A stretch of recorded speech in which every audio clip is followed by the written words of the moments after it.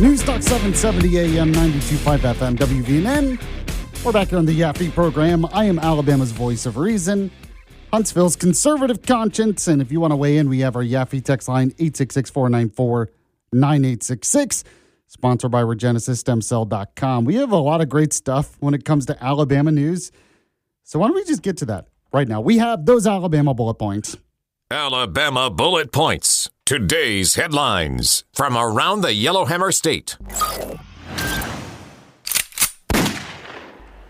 Sponsored by Larry's Pistol and Pawn.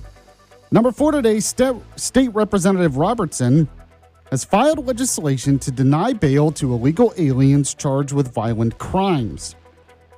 Now, Alabama State Representative Chad Robertson has filed legislation, co-sponsored by 32 other House members, that would empower judges to deny bail to illegal immigrants charged with violent crimes. Now, the bill aims to address concerns over flight risk, with Robertson stating that individuals in the country illegally pose an inherent flight risk, and denying bail ensures their appearance in court for serious offenses such as rape or murder.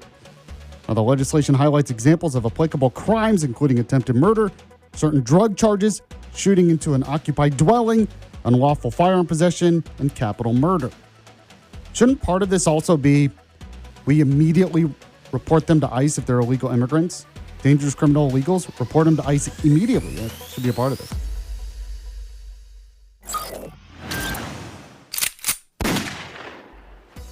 Number 3 today, the police chief of Leeds City in Alabama said, "You might can do that somewhere else, but not here in Alabama."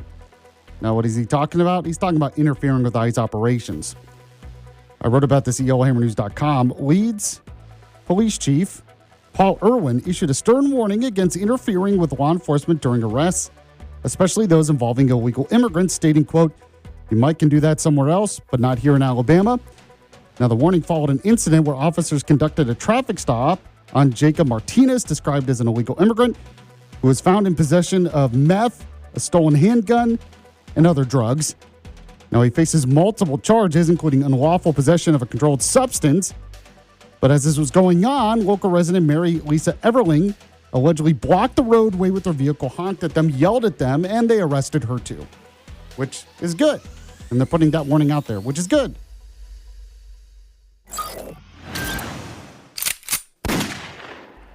And this is a great story as well. I love this. I wrote about it at YellowhammerNews.com. The story should post sometime today. Representative Greg Barnes has introduced legislation making disrupting church services a felony. So State Representative Barnes, a Republican representing Alabama's House District 13 in the Jasper area, filed a bill that to elevate penalties for such disruptions in Alabama. Now, currently, many states treat minor disruptions as misdemeanors, but this proposal would classify intentional interference with religious services as a felony, aligning with efforts in other states like Ohio. Now, I do have to say it's kind of sad we have to do this in the first place, that in the United States of America, we have to pass a bill in a state so people don't interrupt church services, because now we have left-wing protesters wanting to do that. But it seems like it's a necessary deterrent. Make it a felony, because we don't want what happened in Minnesota to start happening anywhere else. So I support this bill.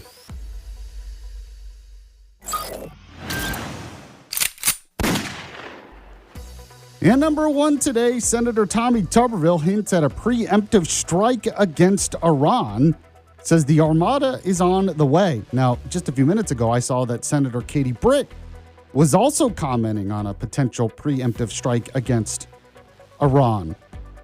So it looks like this might be happening pretty soon.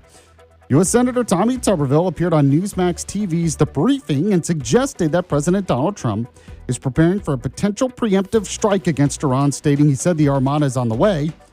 Now, Tuberville emphasized Trump's reliability, saying if he tells you something, he's going to do it, so get ready, and urged viewers to trust him based on his actions over the past year. Now, he referenced Trump's prior efforts to disrupt Iran's internal repression under the Ayatollah and prevent the rebuilding of its nuclear arsenal following earlier destruction, while noting improvement from figures like Marco Rubio. So it looks like we might be striking Iran. What that exactly looks like, I am not sure. Because You want to strike them in a way to take out the Ayatollah to prevent protests. But what happens next? I don't think we're going to go in and grab the Ayatollah and bring him to the U.S. like we did Maduro, but maybe we do. With Trump, you don't really know. I guess that's a possibility. So Trump is saying he wants to still make a deal with them.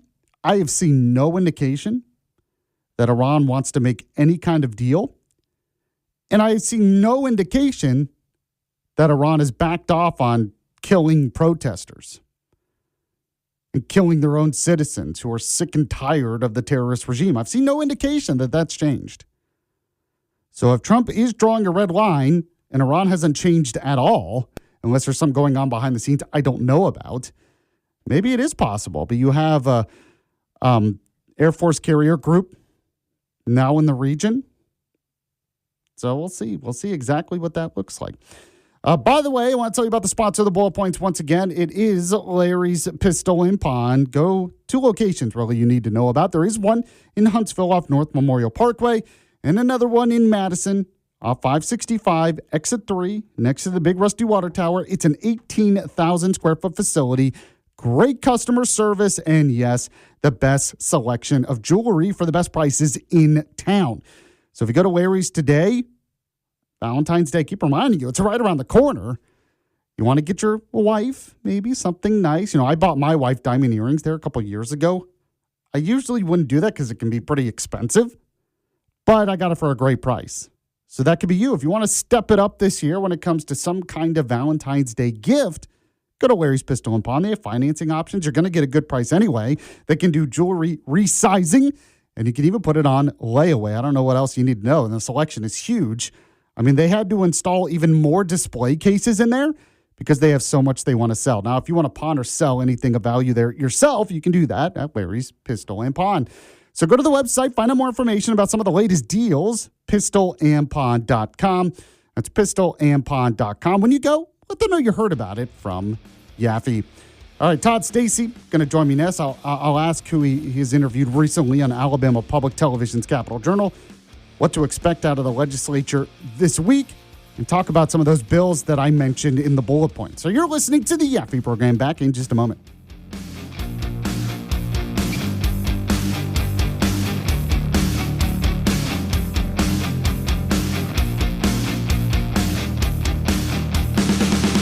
It's the Yaffee program on WVNN.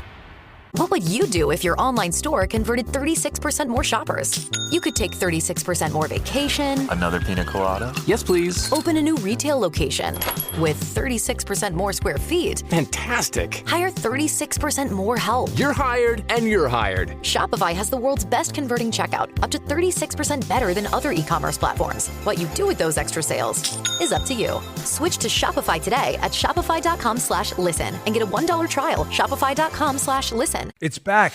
Hey, it's Dan Bongino. I've got some big news for you. Starting February 2nd, the show is back. That's right. The Dan Bongino Show is relaunching, and we're going bigger than ever. Join me live on Rumble.com Monday through Friday, 10 a.m. to noon Eastern. We'll cover the stories that matter, cut through all the garbage, and get to the truth. Can't catch it live? No problem.